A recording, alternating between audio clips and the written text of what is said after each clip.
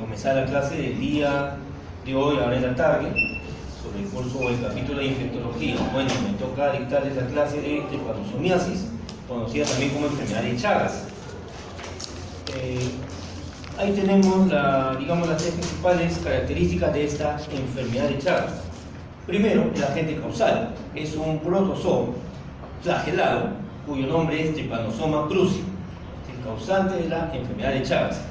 Hay otro tripanosoma patógeno en el humano que es el Trypanosoma gambiesi, produce otro tipo de enfermedad en el África, se conoce como enfermedad del sueño. Esa es otra cosa, eso no lo vamos a hablar. Vamos a concentrarnos en Trypanosoma cruzi o enfermedad de Chagas.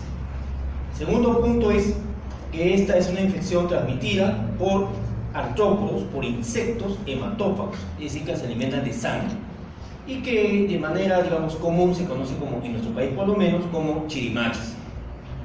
La tercera condición es que la enfermedad de Chagas en sí viene a ser solamente un cuadro febril muy inespecífico, como cualquier enfermedad infecciosa que provoca fiebre, pero cuya principal importancia radica en que puede evolucionar a la cronicidad.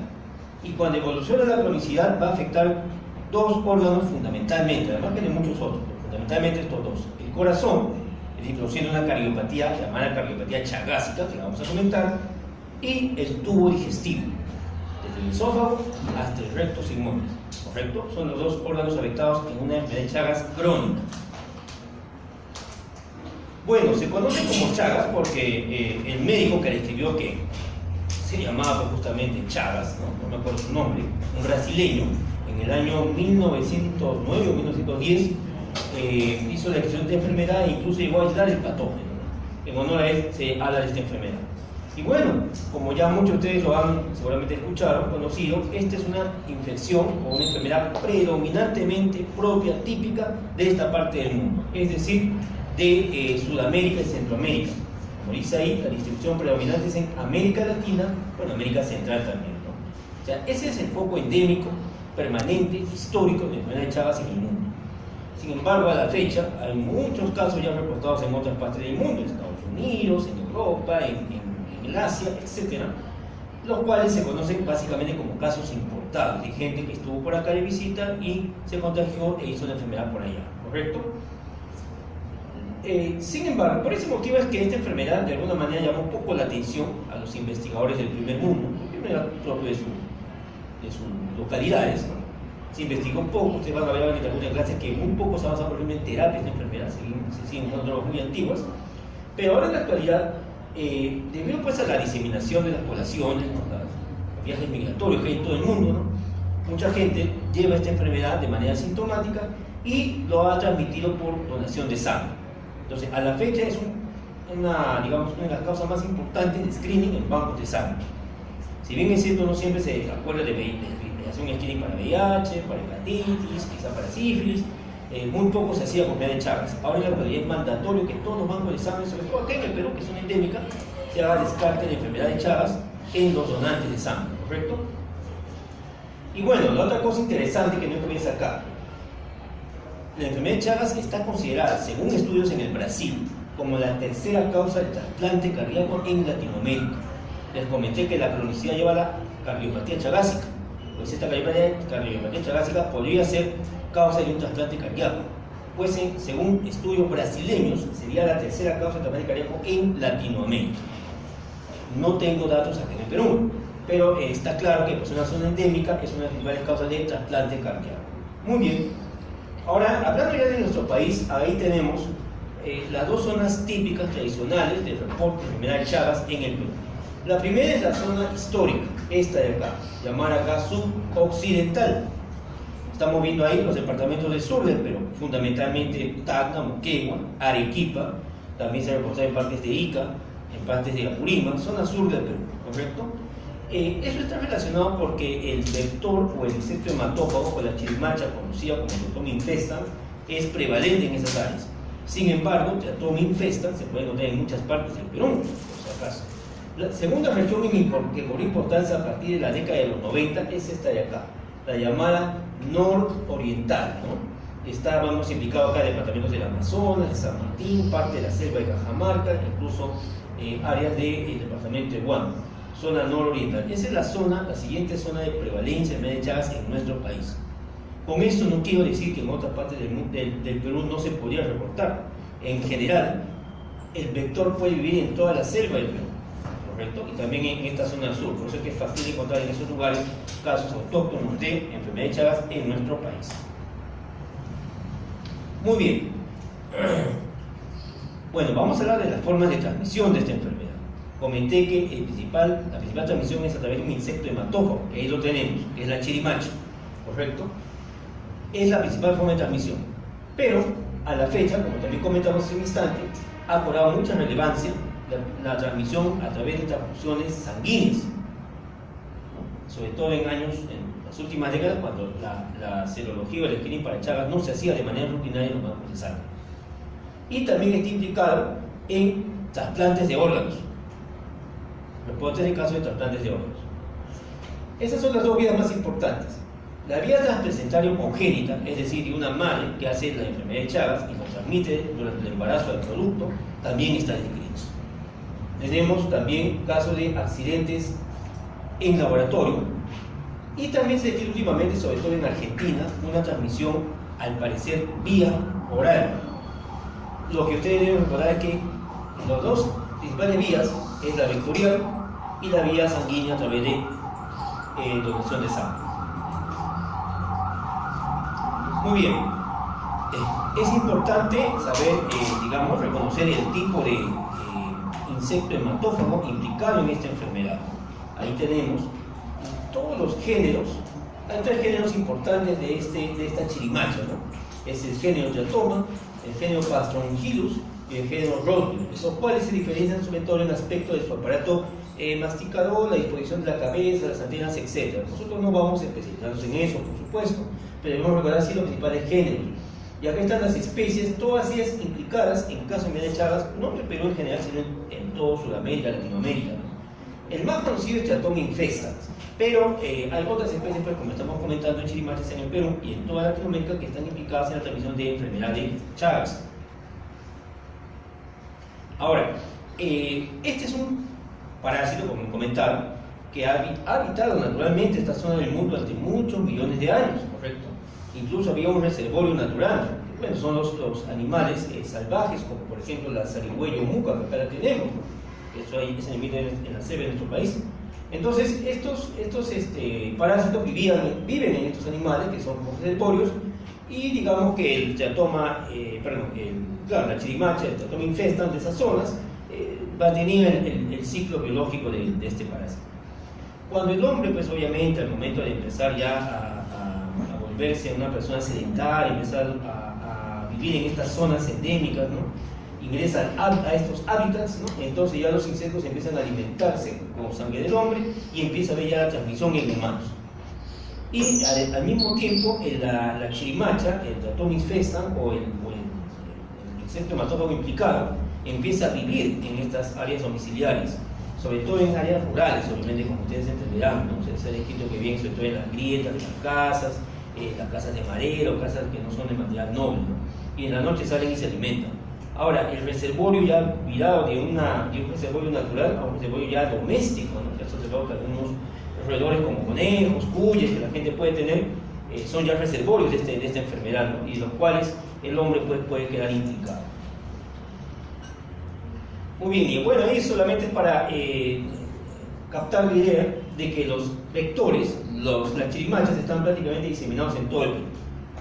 Ahí vemos el mapa del Perú, vemos los departamentos y vemos una serie de figuritas de colores. Cada uno de ellos representa un determinado género de chirimacha, todos ellos portadores de Trypanosoma cruzi.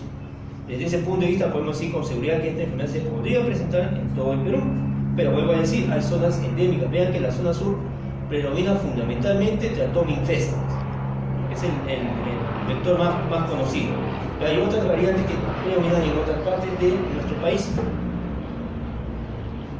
Muy bien, ahora vamos a pasar a hablar sobre la enfermedad en sí. Para ello, primero tenemos que reconocer al patógeno. El patógeno es un parásito, no es una bacteria, no es un virus, es un parásito, Trypanosoma cruzi. Tiene un flagelo. Y lo importante de este parásito, deben recordar, es que tiene tres formas evolutivas que ahí las estamos marcando. La primera se llama epimastigote, la segunda se llama tricomastigote, la tercera se llama amastigote. El epimastigote es la forma de multiplicación dentro del insecto, en el intestino del insecto. El tripomastigote es la forma que vive dentro del, en este caso del huésped, del humano. Es la forma infectante, la forma como ingresa al torrente sanguíneo del humano o de algún huésped ocasional. Y el amastigote es la forma, digamos, parasitaria quística intracelular en el huésped. Ahora lo vamos a entender cuando veamos las siguientes imágenes. Por ejemplo, este es el epimastigote. El epimastigote, vuelvo a decir, es la forma que vive dentro del intestino del insecto, el insecto hematófago. Acá hay una descripción del aspecto de ella. Es una célula alargada, tiene un kinetoplasto que viene a ser un acúmulo de mitocondrias, como ven acá. Estas son las que hacen kinetoplasto, y un flagelo ondulante. Es una forma extracelular y se encuentra en el intestino del vector, ¿correcto? Ahora, la otra forma es el Trypanosoma cruzi. Esta es una célula ya alargada, con un kinetoplasto en el extremo y un flagelo ondulante en la membrana, en todo el cuerpo del parásito, y es una forma también extracelular. Ojo, así como el epimastigote, el tripomastigote es una forma extracelular que no se reproduce y se encuentra en el intestino final del vector y en la sangre de los animales o del humano en caso de sea contagiado. Entonces no se olviden, el tripomastigote es la forma infectante, es la forma que se encuentra en la sangre, es la forma extracelular con la cual se puede hacer el diagnóstico, no es el epimastigote. Y la última forma, que es el amastigote, ya es una forma, digamos así, quística. Ven que es una célula, ya no tiene flagelo, el kinetoplasto se ha condensado, y esta es la forma que se encuentra dentro de los tejidos. Y es una forma intracelular. Es la forma patógena que está dentro de los tejidos. Mientras que el tripomastigote es la forma extracelular, infectante, el amastigote es la forma intraquística en los tejidos y la que básicamente va a desarrollar el daño a los tejidos blancos. Entonces no olvidemos esas tres formas: el epimastigote en el vector, el tripomastigote la forma infectante extracelular y el amastigote la forma infectante intracelular en los tejidos. Y acá tenemos el ciclo, digamos, vital, el ciclo de vida de Trypanosoma cruzi. ¿Cómo es eso? Tenemos acá a la chirimacha, la cual se alimenta de sangre, digamos, de una persona que tiene a Trypanosoma cruzi en su organismo. ¿Se alimenta con qué? Con los tripomastigotes, que son las formas extracelulares que están en sangre, ¿correcto? Y esta forma del parásito se convierte en epimastigote, como ya hemos comentado, que es la que vive en el insecto. Vean que vive en el intestino del insecto. Vive tranquilo. ¿Qué pasa? Este epimastigote va a salir eliminado, pero ya convertido en tripomastigote con las heces del insecto. Cuando el insecto se alimenta, tiene la costumbre de defecar. Y es con las heces del insecto con el que sale la forma infectante tripomastigote. La persona, porque normalmente este es un insecto que pica de noche, está dormida, no se percata, se rasca, por supuesto, produce una solución de continuidad y permite el ingreso del tripomastigote. Entonces, noten que hay una diferencia. A diferencia, por ejemplo, de la malaria, donde el parásito Plasmodium vivax ingresa en el momento que el insecto toma los alimentos de sangre del huésped, o alguna infección viral, digamos el dengue. Acá no. Acá el parásito ingresa con las heces del insecto. No ingresa a través de la picadura del insecto. El insecto pica para tomar sangre y alimentarse. En ese momento defeca y es en las heces del insecto donde está Trypanosoma cruzi, en este caso bajo la forma de tripomastigote. Uno se rasca, produce una solución de continuidad, ingresa el parásito. O puede ser pues que uno se rasque, al rato se sobe el ojo, se mete el dedo en la nariz o la boca, contacto con mucosa, se mete por ahí. Entonces, esa es la manera como ingresa el parásito al organismo, no a través de la picadura, no se vayan a confundir. Una vez que ingresa el tripomastigote, es la forma infectante extracelular, circula en sangre. Circula, y empieza a ingresar en algunas células. Y cuando ingresa, se convierte en ¿qué? En amastigote, la forma intracelular, quística. Generalmente ingresa a células del sistema fagomononuclear. Pueden ser macrófagos tisulares, pueden ser monocitos, pueden ser neutrófilos, y de esa manera viaja y termina llegando a algunos tejidos, como el tejido muscular, sobre todo muscular cardíaco, o al tejido muscular liso de algunas vísceras huecas, como el tubo digestivo, que como comenté al inicio, son los órganos blancos en la cronicidad. Y ahí están, pues, ahí viven, luego de pronto reactivan, destruyen las células, salen otra vez a la sangre, otra vez se meten como mastigotes, otra vez salen como tripomastigotes, y una de esas es absorbido cuando se alimenta un vector que se contagia de paso y se cierra el ciclo. ¿Se entendió eso? Para volverlo a recordar, ¿ya? Rápidamente, acá tenemos una chirimacha que se alimenta de sangre, defeca, a través de las heces ingresa al tripomastigote. El tripomastigote está como forma extracelular en la sangre, se mete a los tejidos como amastigote, forma intracelular quística, y ahí está, se va produciendo el cuadro clínico, el tripomastigote vuelve a salir a sangre, y una de esas es absorbido por un insecto hematófago que se alimenta de él. Y dentro del intestino del insecto se convierte en el mastigote, vive tranquilo, finalmente se convierte en tripomastigote y sale con las heces, cuando vuelve a alimentarse el insecto. Y así se cierran los ciclos de este parásito.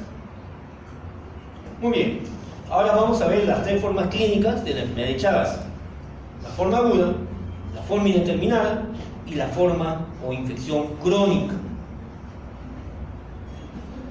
La forma aguda, la primera infección, la primera vez que uno tiene contacto con este parásito.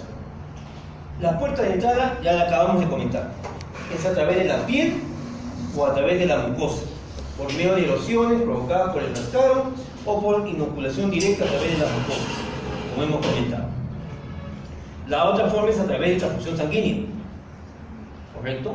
Un donante de sangre que no se ha hecho el tamizaje deja sus tripomastigotes en su sangre que ha donado y este después pasa a otra persona, ¿correcto? Y también se ha visto el trasplante de órganos. Ustedes deducirán que el reporte de trasplante de órganos, básicamente trasplantes cardíacos, acá la transmisión se da porque estamos transmitiendo ¿qué cosa? Las formas quísticas a mastigotes que están en tejido. Acá sería diferente la forma infectante. Muy bien, ¿cuál es el cuadro clínico de esta enfermedad de Chagas en forma aguda? Es completamente inespecífico, como dice acá, asintomático o síntomas leves, inespecíficos, como cualquier enfermedad infecciosa, fiebre, malestar, un poco de mialgias, un poco de artralgias, algunos días sí, algunos días no, a lo mejor le encuentran una hepatosplenomegalia, a lo mejor le encuentran algunos ganglios, pasa como cualquier enfermedad viral. ¿Qué pasó? Nadie se dio cuenta que se tuvo enfermedad de Chagas de forma aguda. ¿Qué es lo que pasa? Pues? Hay mucha gente, sobre todo las endémicas, que lo han tenido y nunca se percataron. ¿Por qué pasó? Porque solamente fue una fiebre tranquila, indeterminada, que no fue a más. E incluso se reporta en nuestro país más frecuente en niños. En nuestro país no, en general en todos los países de Latinoamérica donde se ha visto esto. Más frecuente en niños de forma aguda, porque son los que recién van a entrar en contacto con este parásito y son los que generalmente están en las casas. Están de los niños pequeños, ¿no? De 4 o 5 años, que en zonas rurales paran generalmente en casa. Bueno, acá en Lima ya se van al kindergarten, estas cosas, ¿no? Pero en zonas rurales están en casa. Son ellos los que van a estar más en contacto y más en riesgo de ser, digamos, atacados por el vector, la chirimacha, y por lo tanto son más dados a hacer la forma aguda. ¿Y qué pasa pues con un cuadro viral en cualquier niñito de esa edad? Ahora, desde el punto de vista semiológico, hay dos digamos, signos clínicos que nos pueden orientar al diagnóstico. Si Trypanosoma cruzi ingresó a través de la piel, vamos a suponer el brazo, de la pierna, ¿no? Porque ahí fue donde le picó la chirimacha y uno se rascó allí, ¿qué se va a formar? Se disemina por vía linfática inicialmente y se va a formar un bubón, es decir, una adenomegalia o un grupo de adenomegalias, ¿no? Dolorosas, cercanas a la zona de induración. Eso se conoce como chagoma. O sea, el chagoma viene a ser la zona digamos, la zona donde ha ingresado el parásito con el eritema y una adenitis satélite. ¿Correcto? Es un signo semiológico que orienta la enfermedad de Chagas. Y si ese ingreso fue por la conjuntiva, porque uno se sobó el ojo o el niñito pues se rasca el ojito, es decir, ingresa por allí Trypanosoma cruzi, entonces este chagoma se forma a ese nivel. Se hace un complejo oftalmoganglionar, un edema palpebral, compromiso ocular, los ganglios retroauriculares o cercanos al drenaje aumentan de tamaño y eso se conoce como signo de Romaña. Es un hallazgo semiológico. ¿Qué frecuente es a la fecha hallar ese signo de Romaña? La verdad desconozco, ¿no? Está más descrito, como digo, en primera infección, en los niños, en zonas rurales, ¿correcto? Yo personalmente le diré, nunca he visto eso, pero está descrito. Y quizás alguno de ustedes va a ser pediatra y trabaja por Arequipa y trabaja por zonas rurales, quizás tenga oportunidad de ver esto. Voy a ver algunas imágenes de lo que viene a ser el signo de Romaña o el chagoma a nivel de ingreso de mucosa conjuntival. Como ustedes ven, la mayoría son pequeños, tienen edema palpebral, que puede ser en ambos párpados, ojo eritematoso, y se acompaña también de ganglios satélites. ¿Correcto? Entonces, si ustedes ven un niño con esto en una zona endémica, típica de enfermedad de Chagas, piensen que puede estar haciendo prima impresión con enfermedad de Chagas. Y lo que se describe es que generalmente no es doloroso, ¿no? O sea, es que está tranquilo. Una celulitis, por ejemplo, a ese nivel, está pues inflamado, caliente, el niño está en malas condiciones, ¿no? Es diferente. Entonces, en este caso, el niño generalmente está tranquilo. Y finalmente pasa solo. En la fase aguda se han descrito algunas complicaciones excepcionales. Se ha vuelto a decir que el 95 al 98% de pacientes, niños o quizás adultos jóvenes que hacen forma aguda de Chagas hacen una fiebre sin mayores consecuencias. Pero en un pequeño porcentaje pueden tener algunas complicaciones en la fase aguda. ¿Producto de qué? De la diseminación por sangre del Hepatosoma cruzi, ¿no? Y son dos fundamentales. Una meningoencefalitis, sumamente raro, y justamente el proceso sumamente raro nadie lo piensa, no se trata en su momento, mal pronóstico, y eso está escrito fundamentalmente en inmunocomprometidos, una meningoencefalitis, pero es rarísimo. O sea, si ustedes van a pensar en un paciente con meningitis que puede tener Chagas, en primera intención están equivocados. Primero piensen en otras causas más frecuentes. Y lo segundo, una miocarditis, es decir, inflamación del tejido muscular. Y si bien dice miocarditis, en general se inflama tanto pericardio y miocardio, incluso hasta endocardio, o sea, una pancarditis, ¿no? Que se va a traducir con ¿qué? Con una insuficiencia cardíaca. Son complicaciones de la fase aguda y son raras, pero están descritas. Por horario, ¿no? Cualquier joven con miocarditis que ustedes vean por ahí y que viene de zona endémica, piensan que puede ser una miocarditis con Chagas en fase aguda. A propósito, la principal causa de miocarditis desde el punto de vista infeccioso son infecciones virales, por virus Coxsackie, por ejemplo, o por ecovirus, o por adenovirus, por si acaso, ¿eh? Y que no es tan raro. Entonces, en el hospital realmente hemos visto algunos casos de jóvenes con miocarditis por estas infecciones virales. Bueno, entonces pasa la enfermedad de Chagas, pasa la fase aguda, pasa pues, y el paciente entra en una fase indeterminada o latente, en la cual el parásito persiste. ¿Dónde? En los tejidos. ¿Cómo? Bajo la forma de amastigote. Y cada cierto tiempo puede haber una parasitemia. Si sale de la célula como tipo mastigote y circula en sangre, una parasitemia a bajo nivel, que no le ocasiona mayores molestias.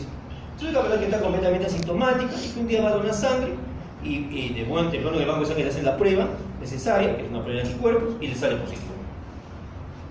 Pero nunca se fue enterado que había tenido un cuadro de Chagas agudo. ¿Correcto? Esa es la fase indeterminada y ese es el principal paciente que puede transmitir la enfermedad a través de la sangre. Por eso es que ahora es mandatorio en todos los bancos de sangre hacer descarte de enfermedad de Chagas. En el Revalente ya se está haciendo hace cosas de 5 años atrás, porque antes no se hacía tampoco. En un país como el nuestro, que es endémico, debe hacerse, sobre todo en los departamentos que ya hemos comentado. Entonces es mandatorio hacer descarte de enfermedad de Chagas en donantes de sangre en nuestro país. Y este paciente, pero como lo dice su término, no tiene ningún síntoma, está tranquilo, no pasa nada con él. Pero ¿qué sucede? El 20 a 30% de estos pacientes podrían evolucionar con el tiempo, con los años, aproximadamente en 20 a 30 años, a una fase crónica. Y en esta fase crónica, ahí sí ya tenemos problemas. De pronto encontramos que estos pacientes van a ser una complicación a nivel cardíaco o una complicación a nivel digestivo fundamentalmente. De las dos, la más peligrosa obviamente es la complicación a nivel cardíaco, Chagas crónica. Entonces, en resumen, los pacientes en fase aguda, aproximadamente la tercera parte evoluciona en una fase indeterminada y de estos, si no son tratados en ningún momento, alguna tercera parte termina yendo a una fase crónica que se presenta a los 20 o 30 años de la fase aguda. Entonces, si esta persona se contagió de niño de 5 o 6 años, significa que más o menos a los 36, 40 años podría estar haciendo una forma crónica. O incluso hasta más tiempo. Colorario, conclusión. Una recomendación. Todo paciente cardiópata, sobre todo con cardiopatía dilatada, que ya vamos a comentar, que ustedes vean en su práctica clínica futuro, de 50, 60 años, y de pronto el señor viene de Arequipa, nació por Moquegua, nació por ahí, descarten cardiopatía chavástica crónica. Puede ser que no lo tengan, está bien, pero están en la obligación de dejarlo. Entonces, como decimos acá, el Chagas crónico, ya crónico, afecta fundamentalmente el tejido cardíaco y tubo digestivo. ¿Y a qué se debe eso? Es que el parásito vive todo ese tiempo. ¿Qué sucede? En los años, al inicio de los años 60, 70, se decía que había una incuria inmunológica, es decir, que había un fenómeno autoinmune, que había una reacción cruzada, que algunos antígenos de Trypanosoma cruzi eran muy similares a los antígenos de las células miocárdidas o del plexo nervioso en vísceras huecas, y por lo tanto había una respuesta autoinmunológica y producía el daño. Pero esa idea o esa teoría fisiopatológica a la fecha está ya bastante descartada. Ya se ha demostrado, obviamente en este siglo XXI con buenas técnicas actuales, que el amastigote persiste en los tejidos. No llega a ser destruido, persiste en el tejido cardíaco. Y es esta persistencia la que va a llevar a una reacción inflamatoria crónica, permanente. O sea, el sistema inmune siempre está tratando de destruirlo y no puede, persiste. Como es una forma quística, prácticamente está exenta de ser dañada por, los mecanismos inmunológicos propios de nuestra respuesta celular. Y eso más bien va dañando los tejidos adyacentes. Entonces, con el tiempo se produce el lisis celular de los tejidos sanos, una inflamabilidad crónica, y eso es lo que termina llevando finalmente a la cardiopatía chagásica o al daño en tubo digestivo. Es decir, hay persistencia del parásito. Ya demostrado a la fecha, con estudios biomoleculares, por supuesto, de biopsias de pacientes con esta enfermedad en fase crónica. ¿Correcto? Y esto de acá es importante también recordar. Les dije que el miocardio es el afectado, es verdad. Y en el caso del tubo digestivo, también se afecta el músculo liso. Pero aparte de afectar el músculo liso y aparte de afectar el músculo cardíaco, afecta los plexos neuroganglionares a este nivel. Entonces va a haber una denervación a nivel del plexo nervioso del tubo digestivo. Todos saben ya que desde el esófago y fundamentalmente en el intestino hay un plexo nervioso que es el que modula, ¿no?, los peristaltismos automatizados prácticamente de estas vísceras, ¿no? Es como una especie de marcapasos en el músculo liso del tubo digestivo. Bueno, eso es dañado pues, por Trypanosoma cruzi. Y lo mismo pasa en el tejido nervioso autonómico del músculo. Hay un daño en el plexo autonómico neurológico del músculo cardíaco, que va a llevar a arritmias cardíacas. Entonces, hablando ya de la cardiomiopatía chagásica, la manifestación clínica más importante es la insuficiencia cardíaca congestiva, y lo que va a producir, no está escrito ahí, no lo olviden, es fundamentalmente una cardiopatía dilatada. Como hay una destrucción sostenida del tejido muscular cardíaco, ¿correcto?, que es siendo reemplazado por tejido fibrótico, que no es pues muscular cardíaco, y que no tiene la capacidad de soportar el bombeo de sangre propio del corazón, el corazón pues se va dilatando. La fisiopatología de una cardiopatía dilatada, pérdida del músculo cardíaco, reemplazo por tejido extraño como colágeno, tejido fibroso, etc., se dilatan. Al dilatarse, las cavidades pierden cada vez capacidad de bombeo de sangre, traducción y insuficiencia cardíaca. Y les vuelvo a decir, todo paciente mayor de 40, 50 años con cardiopatía dilatada de zonas endémicas, descarten cardiopatía chagásica, ¿correcto? Como también hay daño, ya lo hemos comentado, ¿no?, del plexo neurológico propio del tejido muscular cardíaco, va a haber entonces arritmias cardíacas, porque hay alteraciones de la conducción. La misma distorsión anatómica del corazón llega a que estos plexos, ¿no?, el haz de His, todo esto se empieza a distorsionar. Entonces hay arritmias cardíacas. Como todo el tejido se va degenerando, la sangre no circula bien, se forma tromboembolismo, que disparan por las carótidas, puede haber, por lo tanto, cuadros neurológicos agudos, embólicos cerebrales. Todo eso va a terminar llevando progresivamente a la muerte de nuestro paciente, ¿no? Falla cardíaca, embolismo, arritmias cardíacas, etc. Muerte del paciente. Por una causa infecciosa que en su momento pudo ser manejada. Y en lo que respecta al compromiso del tubo digestivo, les comenté que prácticamente todo el tubo digestivo puede ser afectado. El compromiso del tejido muscular liso y el compromiso del plexo neuroganglionar en cada de estos segmentos. Pero básicamente se ven dos áreas importantes, en el esófago y en el colon.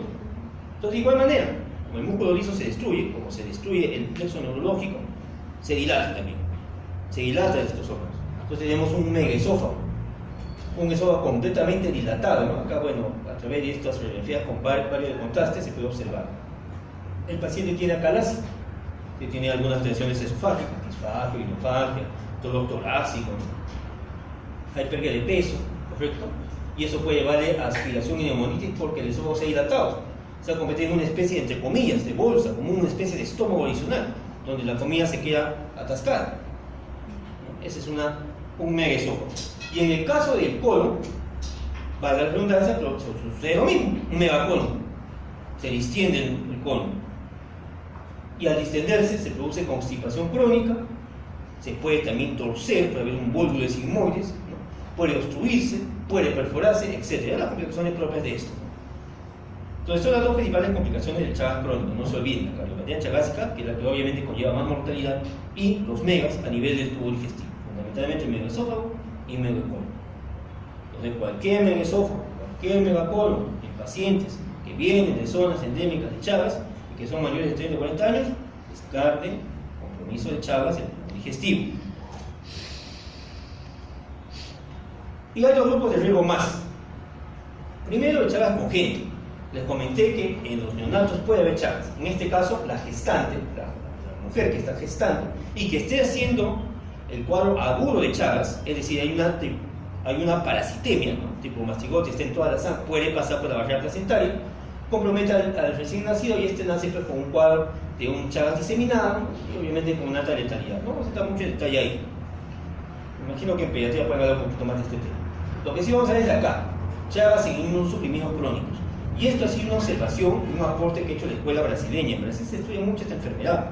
Acá no le damos mucha importancia, acá más le damos a malaria, esas cosas, ¿no? A leishmania, pero en Brasil le damos mucha importancia a Chagas.